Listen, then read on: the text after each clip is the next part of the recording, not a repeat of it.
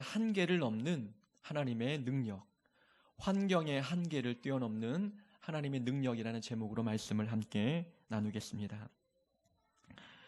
이 오병이어의 기적이 오늘 본문에 나옵니다. 떡 5덩어리, 물고기 2마리를 가지고 5,000명 이상이 되는 사람을 먹이고 12광주리를 남게 한 이 놀라운 기적의 사건이 바로 오늘 본문에 등장합니다. 이 오병이어의 기적의 사건은 마태, 마가, 누가복음 그리고 요한복음에 동일하게 기록되어 있는 걸 보면 굉장히 우리에게 중요한 교훈을 주고 있는 본문입니다. 남자만 5,000명이었습니다. 그러면 여자까지 함께하면 10,000명이었고 어린아이들까지 계수하면 적어도 10,000명 이상이 되는 사람들이 모여들었습니다. 그러나 이들이 밤이 맞도록 말씀을 듣다가 허기졌습니다. 식사 때를 놓치게 되니 이들을 위해서 준비된 양식은 한 소년이 들고 있었던 떡 5덩어리와 물고기 2마리, 그래서 오병이어입니다.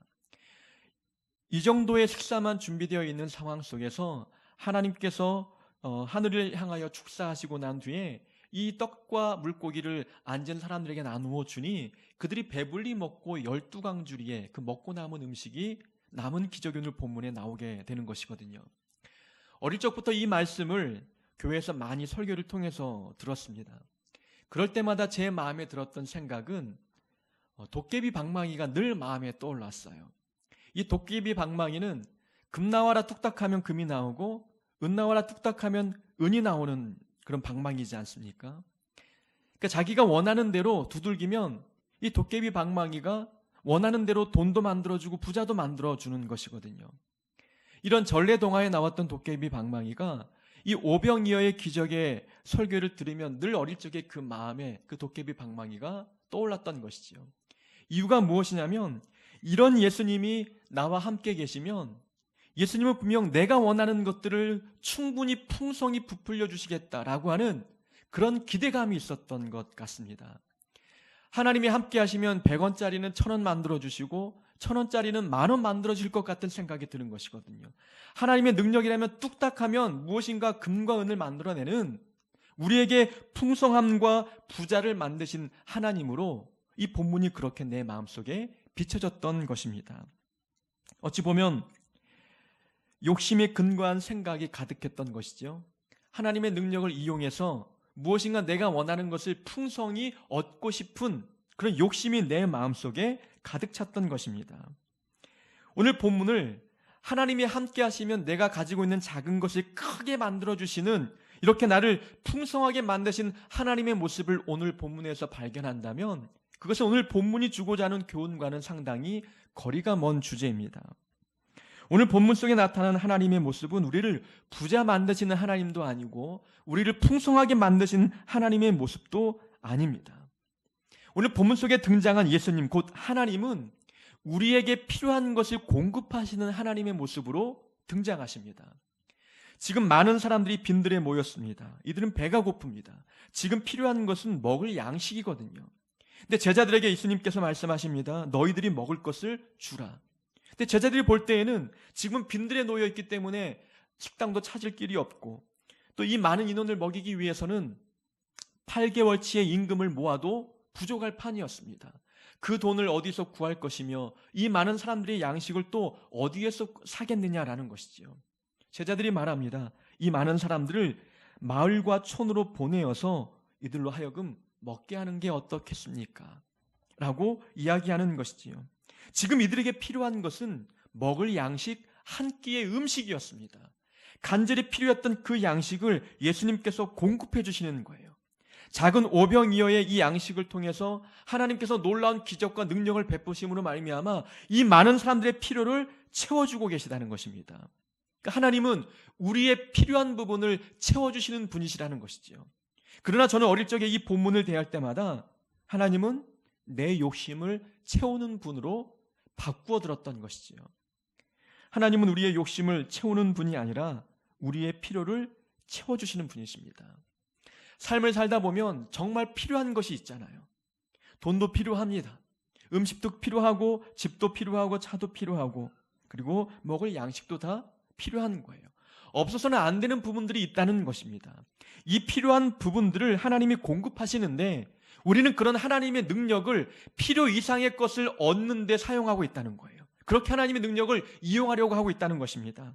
더 많이 가지려고 하고, 더 많이 올라가려고 하고, 더 많이 성공을 거두려고 하는 우리의 마음들이 있다는 거예요.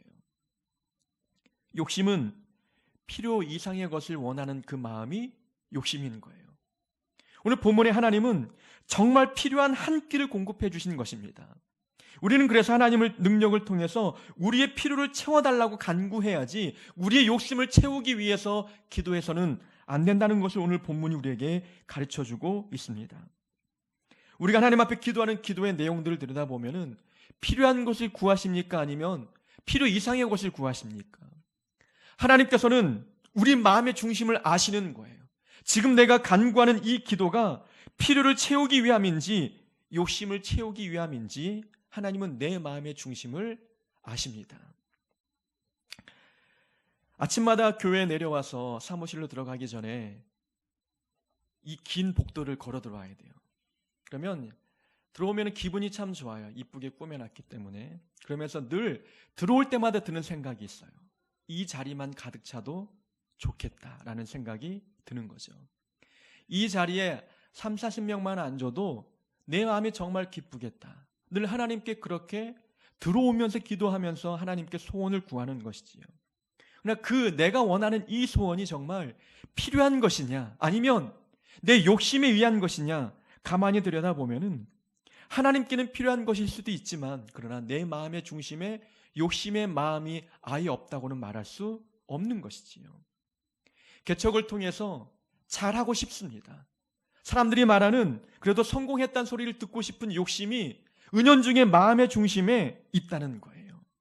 늘 마음의 중심에서 생각을 고쳐먹는 부분들은 하나님께서는 이 자리를 채우는 것보다도 지금 있는 영혼들 한 사람 한 사람의 믿음을 더욱더 깊게 그리고 견고히 성장시키는 것, 하나님께서 그 부분을 원하시는 것이고 그것이 교회가 할 일이며 신앙의 본질임을 알고 있으면서도 여전히 마음의 중심에는 그래도 욕심을 채우고 싶은 마음들이 있다는 것입니다.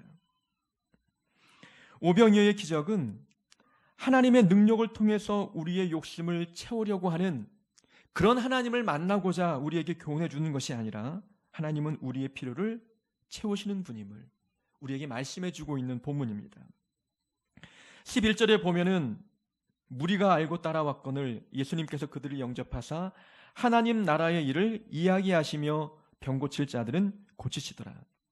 예수님께서는 이 모인 무리들에게 하나님 나라의 일을 가르쳐주고 계셨어요. 하나님 나라가 어떠한 곳인지를 말씀을 통해서 알려주셨습니다.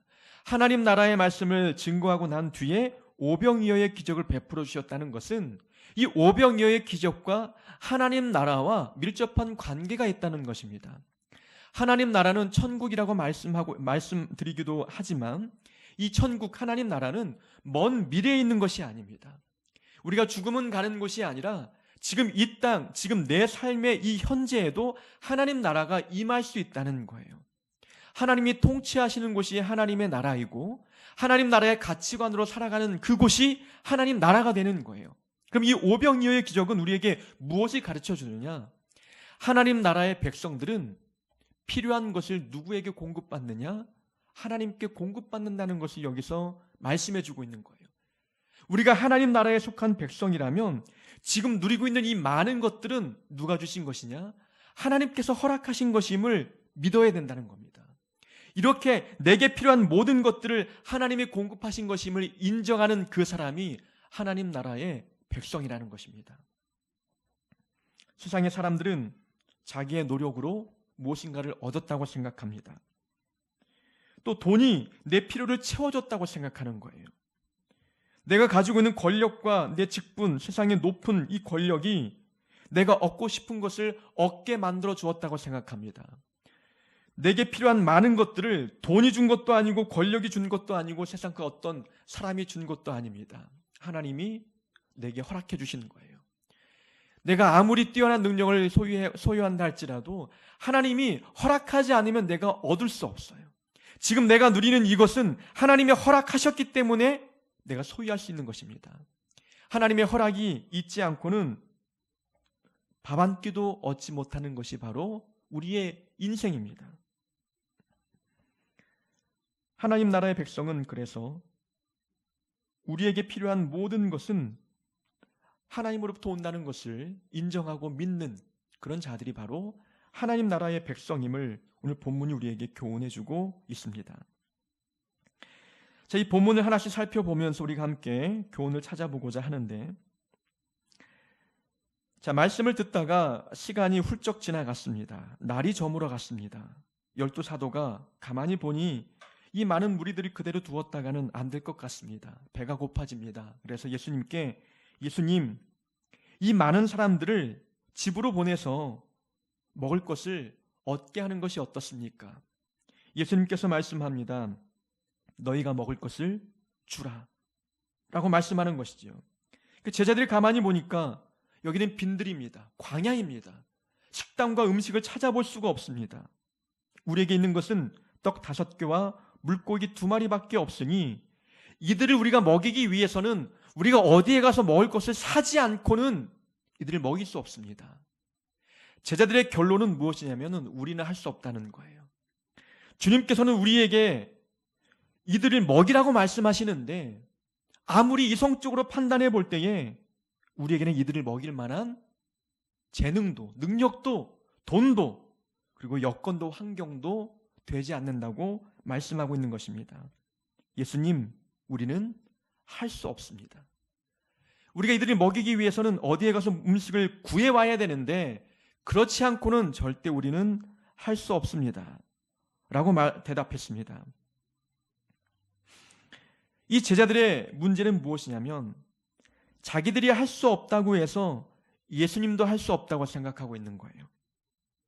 지금 이러한 환경에서는 우리는 아무것도 할 수 없는 환경이기 때문에 지금 예수님이 눈앞에 있음에도 불구하고 우리는 할 수 없다. 나도 할 수 없으니 하나님도 할 수 없다고 생각하는 것이 이 제자들의 잘못된 생각이었습니다. 하나님의 능력을 환경적인 한계에 가두어 놓고 있는 거예요. 환경에 따라주지 않으니 하나님의 능력도 소용이 없다는 것입니다. 광야에서 어찌 음식을 공급해 주겠느냐? 우리에게 있는 것은 떡 5덩이와 물고기 2마리뿐인데 이걸 가지고 5,000명, 10,000명 이상의 사람들을 먹인다? 이것은 하나님의 능력으로도 할 수 없는 일이야 라고 생각하고 있는 것이지요. 환경이 열악합니다. 부족한 능력과 부족한 자원이라고 해서 하나님도 아무것도 하지 못할 것처럼 생각하고 있는 제자들의 잘못된 생각이 오늘 본문에 드러나고 있습니다. 하나님은 그 환경적인 조건을 뛰어넘는 능력의 하나님이십니다. 아무리 우리가 볼 때에 아무것도 할 수 없는 환경이라 할지라도 하나님은 이 환경을 통해서 놀라운 결과를 만들어내셨습니다. 우리가 볼 때에 희망도 없는 환경이지만 예수님께서는 너무나 쉽게 10,000명 이상의 사람을 배불리 먹이셨습니다. 하나님의 능력은 환경의 열악한 조건을 뛰어넘는다는 것입니다. 사람들은 환경적인 조건에 민감합니다. 그래서 환경이 따라주지 않으면 아무것도 하지 못할 것처럼 생각을 합니다. 행복과 기쁨도 환경이 뒷받침을 해줘야 얻을 수 있는 것이지 돈도 없고 또 집도 없고 얻을 것이 아무것도 없는 이 내 삶의 조건 속에서 기쁨과 행복을 발견할 수 있다? 이것은 불가능하다라고 생각하는 것, 바로 환경적인 조건에 민감한 사람들의 반응입니다. 그래서 많은 사람들은 성공을 거두기 위해서, 기쁨을 얻기 위해서, 또 행복을 느끼기 위해서 환경을 아름답게 가꾸려고 노력합니다. 더 많이 쌓아두려고 하고 더 좋은 데 살려고 합니다. 믿음을 잘 모르는 자들의 행동입니다. 믿음은 내 능력을 의지하는 것이 아니라 하나님의 능력을 의지하는 것입니다. 하나님의 능력을 의지한다면 하나님께서는 이 환경을 뛰어넘으시면서 우리를 위해서 일하실 수 있다는 분명한 확신이 있어야 합니다. 하나님의 능력은 어떠한 환경으로도 가둘 수 없는 것입니다. 바울이 고백하기를 내게 능력 주시는 자 안에서 내가 모든 것을 할 수 있습니다 라고 고백했습니다. 그는 가난도 하였고 궁핍도 하였습니다. 그러나 그런 환경 속에서 그는 만족을 배웠다, 자족을 배웠다라고 고백했습니다. 무슨 말이냐면 내가 가난하고 궁핍해도 그 삶에 적응하지 못할 정도는 아니라는 것입니다. 가난하고 궁핍하지만 하나님의 사역을 하지 못할 정도의 환경이 아니라는 것이지요.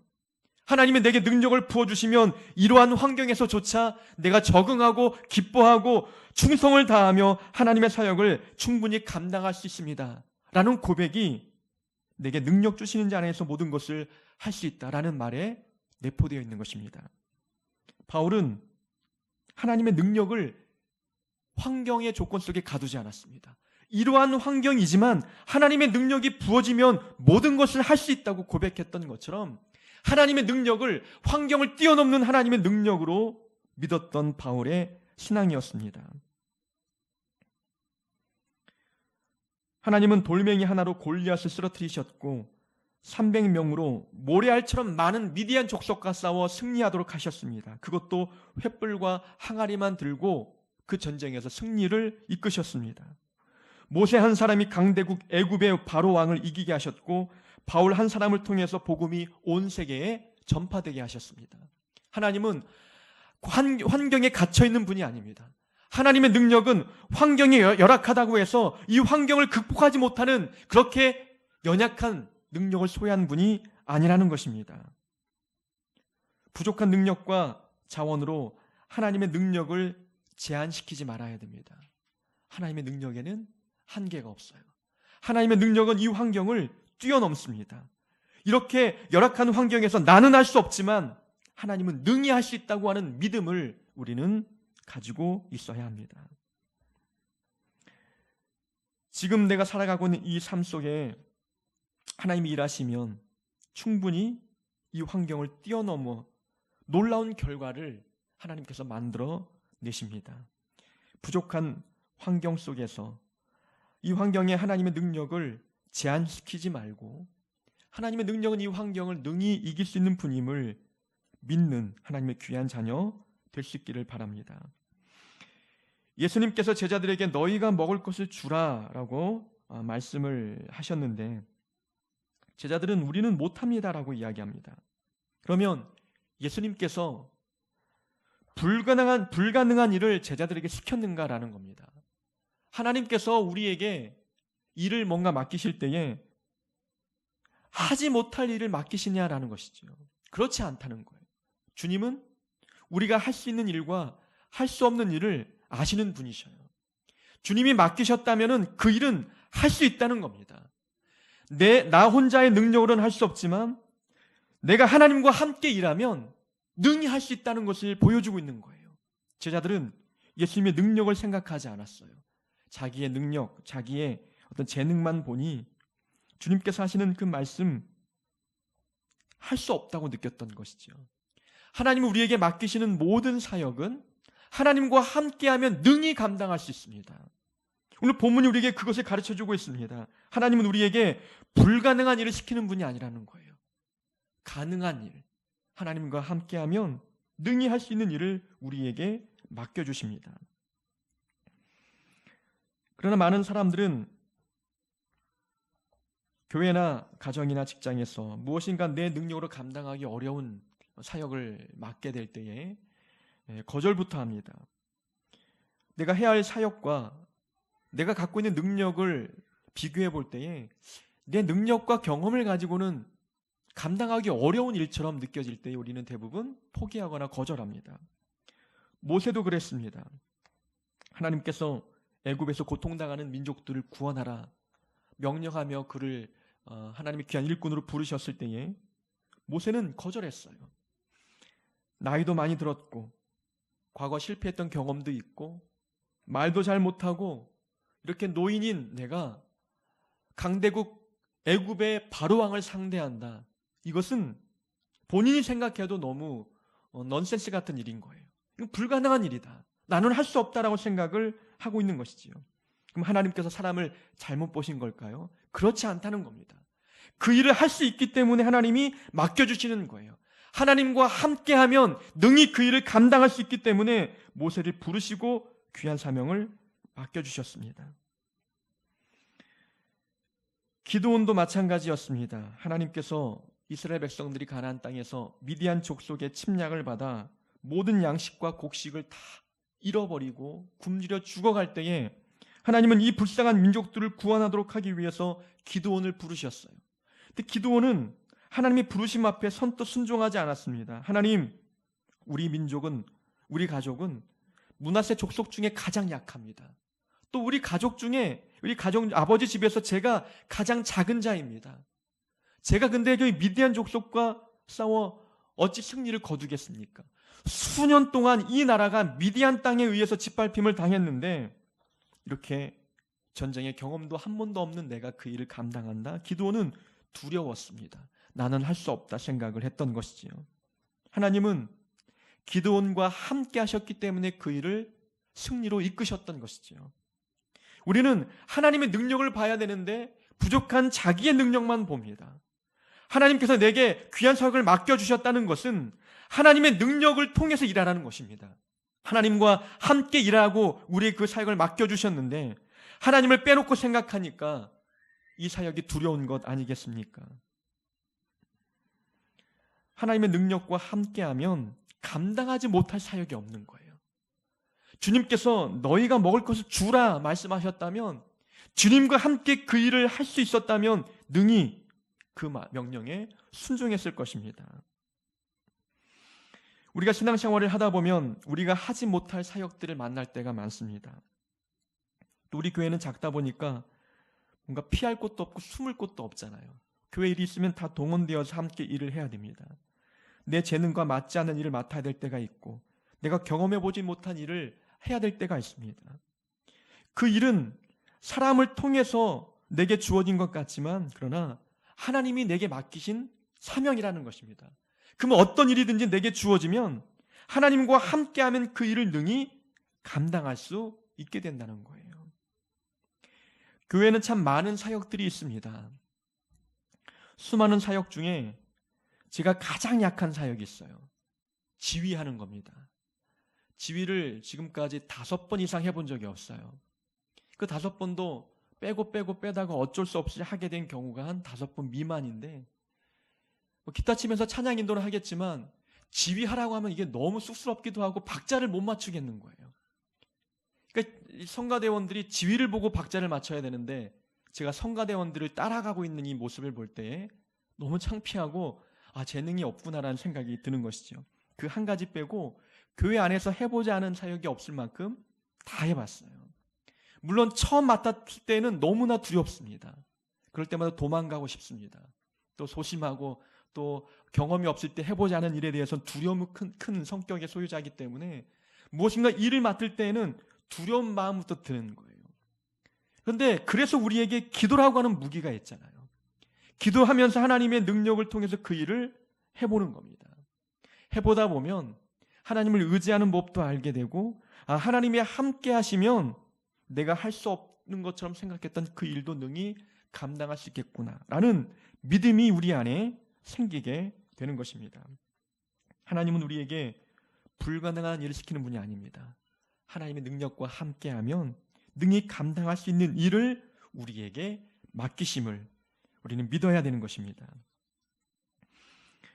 제자들이 우리에게는 떡 5개와 물고기 2마리밖에 없습니다 라고 말합니다. 이것 갖고는 불충분합니다라고 이야기한 것이지요. 예수님께서 그것을 가지고 오라 말씀하십니다. 그리고 난 뒤에 한 50명씩 둘러앉으라고 말씀하셨어요. 그리고 난 뒤에 주님께서는 떡 5개와 물고기 2마리를 가지고 하늘을 우러러 축사하셨습니다.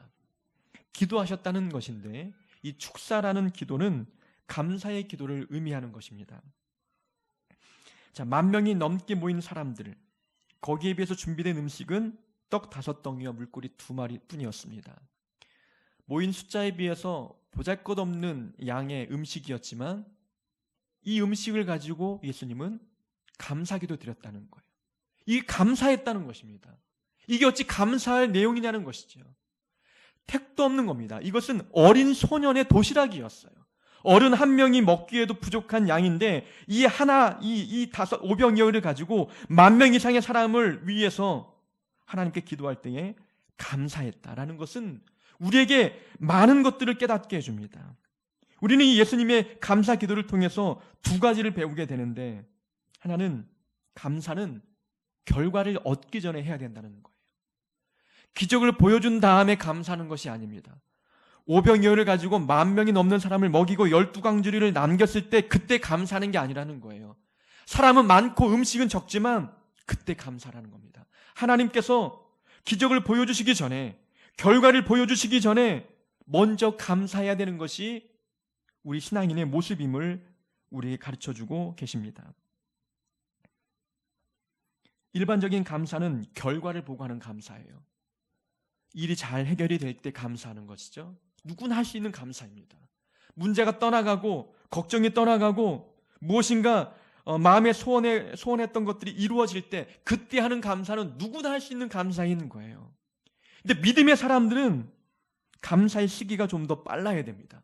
하나님께서 결과를 보여주시기 전에, 걱정거리가 떠나가기 전에, 무엇인가 문제가 해결되지 않았지만 먼저 하나님께 감사하는 모습이 우리 안에 있어야 되는 것입니다. 정말 내 손에 들려진 것이 작은 양의 음식이지만 이 하나만 가지고도 하나님께 먼저 감사할 수 있는 믿음이 우리 안에 있어야 합니다. 아무것도 염려하지 말고 오직 기도와 간구로 너희 구할 것을 감사함으로 아뢰라. 먼저 기도할 때 감사가 먼저 나와야 된다고 우리에게 말씀해 주고 있는 것이에요. 아니, 내 삶을 바라볼 때 감사할 것이 없는데 어찌 감사가 나오겠느냐. 예수님도 감사의 조건은 아니었잖아요. 10,000명의 사람과 오병이어의 음식, 어찌 이것이 감사의 내용이겠어요. 그러나 주님은 먼저 감사했다는 것입니다. 우리에게 감사를 언제 해야 되는지 말씀해 주고 계시는 거예요. 그리고 또 하나는 작은 것에 감사했더니 하나님께서 더 큰 감사의 조건을 허락해 주셨다는 것입니다. 감사할 줄 아는 마음 있는 사람에게 하나님은 또 다른 감사의 조건을 주시는 거예요. 작은 것에도 감사하지 못하는 사람에게 하나님은 큰 것을 주지 않으신 분이십니다. 우리는 내 성에 차야 감사하잖아요. 한 끼 음식을 얻을 때보다도 그래도 한 달치 양식이 모아지면 그때야 감사하지 않습니까? 내가 지금 먹고 사는 이 형편은 남들도 다 그렇게 사는 것이고 어찌 보면 내 삶은 평균 이하의 삶으로 여겨질 때 이것은 감사할 조건이 전혀 없다고 생각할 때가 많아요. 그러나 감사는 훈련입니다. 감사는 저절로 되어지는 것이 아니라 내가 훈련받아야 감사가 나와요. 아무리 많은 것을 가지고 있어도 감사가 훈련되지 않은 사람은 감사하지 않습니다. 그 훈련이라는 것은 힘들지만 억지로 해나갈 때 그게 훈련이 되는 거예요. 그 감사도 감사할 조건이 아니지만 처음에는 그냥 억지로 감사해보는 거예요. 내 삶의 감사의 조건을 찾아볼 수 없지만 억지로 감사의 조건을 찾아서 감사해보는 것입니다. 그럼 내 마음의 근육이 감사에 길들여지는 거예요. 내 입술이 감사의 말만 나오게 되어 있습니다. 내 생각이 감사하다는 생각이 들어가게 되기 시작하면 감사가 훈련이 되어지고 내게 주어진 모든 삶의 환경이 정말로 감사하게 우리에게 다가오게 됨을 경험하게 됩니다. 턱없이 부족한 환경이어도 감사해 보는 거예요. 목회자는 평생 가도 집 한 채를 구하지 못할 직업이잖아요. 그런데 가끔 지금까지 한 2번 정도 그런 적이 있었던 것 같아요. 안방에 딱 누워서 잠을 자기 전에 참 감사하다라는 생각이 마음에 가득 찰 때가 많으면 좋은데 그래도 부끄럽게 딱 2번 있었어요. 정말 내 마음에 확신 있게 참 감사하구나라는 생각이 딱 드는 거예요. 잘 집이 있어요. 내 집은 아니지만 자녀들이 그래도 잘 자라서 각자의 방에서 또 편하게 잠자는 모습을 상상만 해도 배가 부르는 거예요. 3명이 꽉 차잖아요. 감사도 3배가 늘어나는 거죠. 그런 딱 누웠을 때 감사가 밀려왔던 경험이 정말로 딱 2번 있을 때 정말 아무것도 없는 것 같아도 하나님께서 마음속에 은혜를 주시면 내 눈에 감사의 조건이 보이는구나라는 것을 경험하게 되는 겁니다. 그래서 감사는 훈련이에요. 감사는 작은 것에 감사할 때 하나님께서 큰 감사의 조건을 주시는 분이십니다. 그래서 우리는 믿음의 그릇도 키워야 하지만 마음에 있는 감사의 그릇도 점점 키워나가야 합니다. 결과를 보기 전에 감사하는 것, 작은 것에 먼저 감사하는 것, 그것이 오늘 오병이어의 기적이 우리에게 가르쳐주고 있는 교훈입니다. 모두가 먹고 남은 떡과 물고기가 12광줄이었습니다. 12광줄이가 남았다는 것은 하나님께서 이 백성들을 먹이실 때에 그냥 간단히 허기만 채우기 위해서 먹이신 게 아니라는 거예요.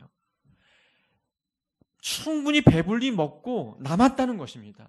이들이 배가 빵빵하게 찬 거예요. 하나님께서 그렇게 충분히 채워주시는 능력을 보여주신 것입니다.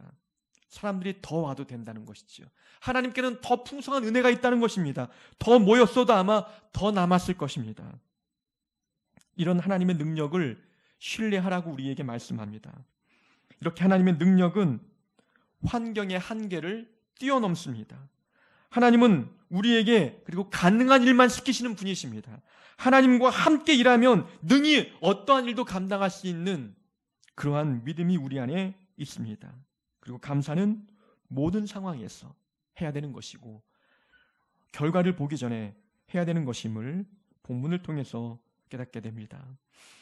우리의 삶에도 이런 오병이어의 은혜가 있길 원합니다.